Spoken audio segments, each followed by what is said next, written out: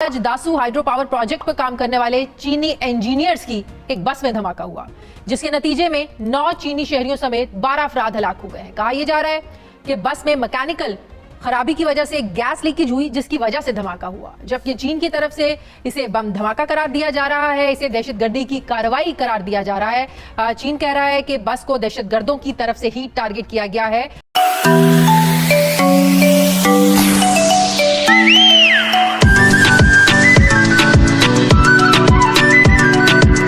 Dasu hydro power plant के करीब जो वाक़या हुआ है, इस पर दो बातें आ रही हैं। मौक़िफ़ क्लियर नहीं हो रहा। एक कहा जा रहा है कि जी बस जा रही थी, बस में कोई ख़राबी हुई है, उस खराबी की वजह से कोई धमाका हो गया, उस धमाके की वजह से ये वाक़या हो गया है। और एक बात और बड़ी अजीब कही जा रही है गवर्नमेंट की तरफ से कि जो वो जगह है वहाँ पे रब्ता करना मुश्किल है, क्योंकि वाक़या किसी वजह से पेश आया, इलाके में मोबाइल नेटवर्क काम नहीं कर रहे, जिसकी वजह से मालूमात हासिल करना बहुत मुश्किल है। ये भी बहुत शर्मनाक बात है कि पाकिस्तान के उस इलाके में आपका मोबाइल नेटवर्क काम नहीं कर रहा जहाँ चाइनीज काम कर रहे हैं, जहाँ दासू का प्रोजेक्ट आप चला रहे हैं, या भाषा की बात आप कर रहे हैं और वहाँ पे मोबाइल नेटवर्क काम नहीं कर रहे। ये सोचिएगा, ये मामला जहाँ हुआ है, ये इलाका बड़ा सेंसिटिव इलाका है।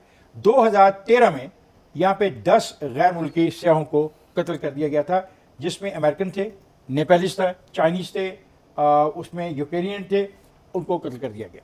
फिर लोगों को पकड़ा गया, सजाए मौत हुई। चीफ ऑफ आर्मी स्टाफ ने फैसला किया और सजाए मौत उन्होंने दे दी। और इसको संजीदगी से लिया जाए, मैं इसको बस का हादसा बना के हशप ना किया जाए।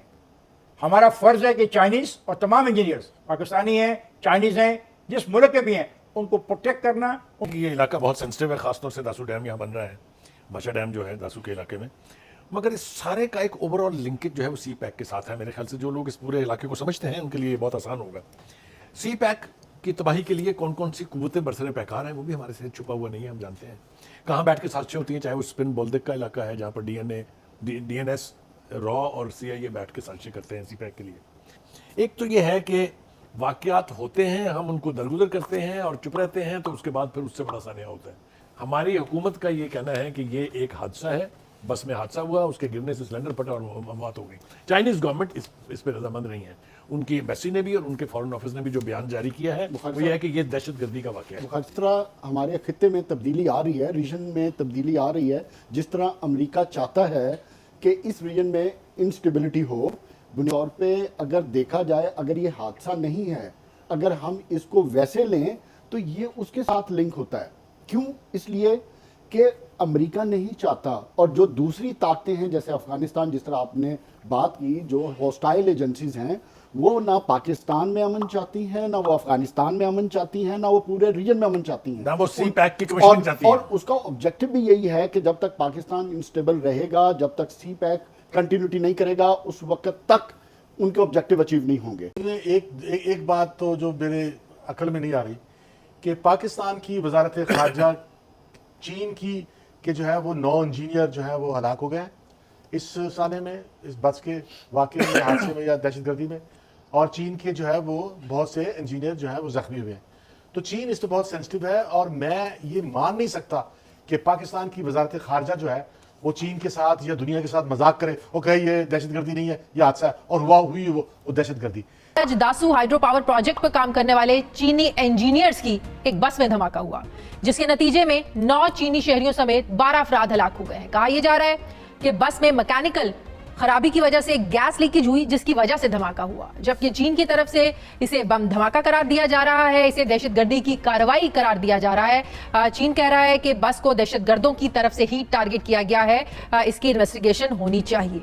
नाज़रीन, मुल्क में दहशतगर्दी की नई लहर आ रही है। कुछ अर्सा पहले लाहौर में जो बम धमाका हुआ, जिसमें 4 कीमती जानें ज़ाया हो गई थी, वो भी एक अफसोसनाक वाक़या पेश आया था। बात यह है कि अफगानिस्तान में जारी खाना जंगी के नतीजे में पाकिस्तान किस कदर मुतासिर हो। ये दहशतगर्दी की जो नई लहर है, ये जो इसको हम जोड़ सकते हैं कि अफगानिस्तान में जो सूरत हाल है, बड़ी तादाद में कहा जा रहा है कि वहां से मुहाजिरीन आ सकते हैं। इसको इमीडिएटली एसोसिएट करना अफगानिस्तान के साथ ये दुरुस्त नहीं है।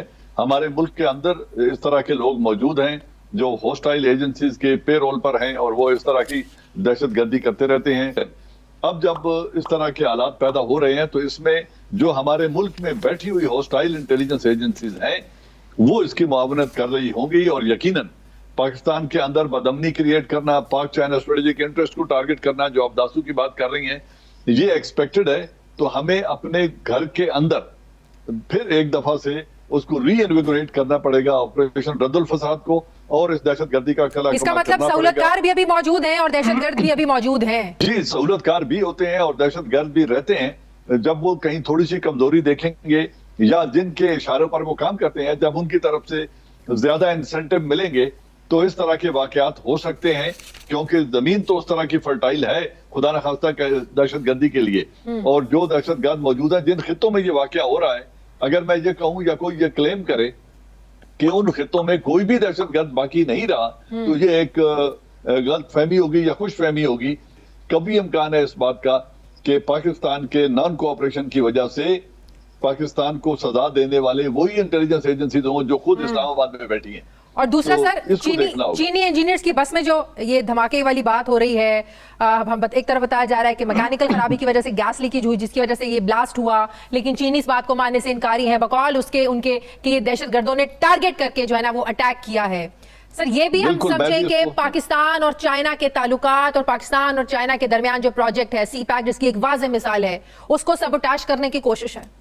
दहशतगर्दी यकीनन ये दहशतगर्दी है। मैं नहीं समझता कि ये कोई गैस की लीकेज या हादसा है। ये दहशतगर्दों ने इसको टारगेट किया है। तो सर, हम कहने से यकीनन कतरा पाक क्यों रहे चाइना- हैं? मुझे नहीं पता ये किसने अक्लमंदाना अपनी तरफ से एक इख्तरा निकाली है। मैंने फॉरेन सोशल मीडिया पे पढ़ा है, फॉरेन ऑफिस की एक स्टेटमेंट, क्या ये गैस पे चलने वाली गाड़ी थी जिसमें धमाका हुआ है? तो इस तरह की बातें करना खामखा एक अपने आप को भी हदफ तनकीद बनाते हैं और शकूक शुबहात भी पैदा करते हैं।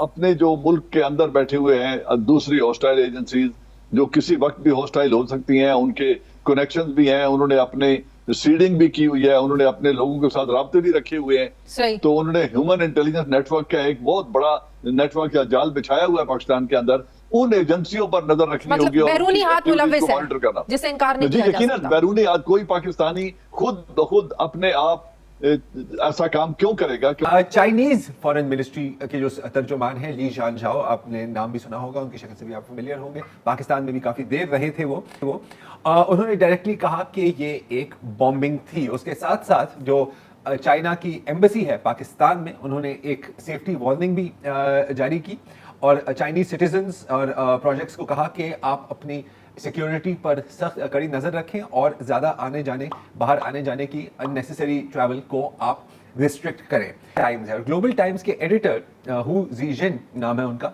उन्होंने एक सख्त ट्वीट की और उन्होंने कहा कि जी चीन पाकिस्तान के अंदरूनी अफेयर्स में मुदाखलत बिल्कुल नहीं करता, लेकिन जिन लोगों ने चीन के शहरियों पर हमला किया है वो अब चीन के ऑफिशियल दुश्मन हैं और चीन पाकिस्तान की हुकूमत की मुकम्मल सपोर्ट करेगा इनके खिलाफ लड़ने में।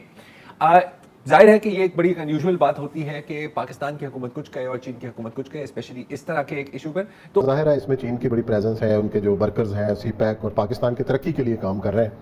और इससे पहले भी ये पूरा इलाका जो है ना जी, जो कि खुंजराब से शुरू होता है और ख़ास तौर पे आपके अहमदाबाद तक आता है, ये है बेसिकली कराक्रम हाईवे।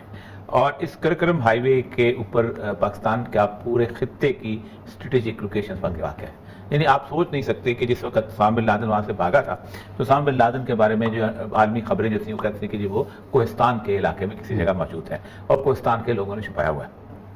कोहिस्तान को खासतौर पर मार किया गया था। उसकी बुनियादी वजह यह नहीं कि वहाँ छुपा हुआ था, वजह यह है कि अगर आप कोहिस्तान के इलाके जो है उसके ऊपर आप किसी तौर पर अपना असर रख लेते हैं तो फिर आप गिलगित की शारक काट देते हैं, और जब आप गिलगित की शारक काट देते हैं तो फिर आप देवसाई प्लेन्स आपके हाथ में आ जाते हैं, और जब देवसाई प्लेन्स आपके हाथ में आते हैं तो उसको कहते हैं रूफ ऑफ द वर्ल्ड, पूरी दुनिया के छत हो जाते। आप वहाँ मिसाइल बैटरी लगाएंगे बड़े। अमेरिका की बड़ी पुरानी ख्वाहिश है जिंदगी की कि वो वहाँ पर आके बैठते हैं। पाकिस्तान का जो नॉर्दर्न एरिया अगर खुला है और जिसको हमारी एक्सेस हुई है तो उसकी बुनियादी वजह चाइनीज है। तो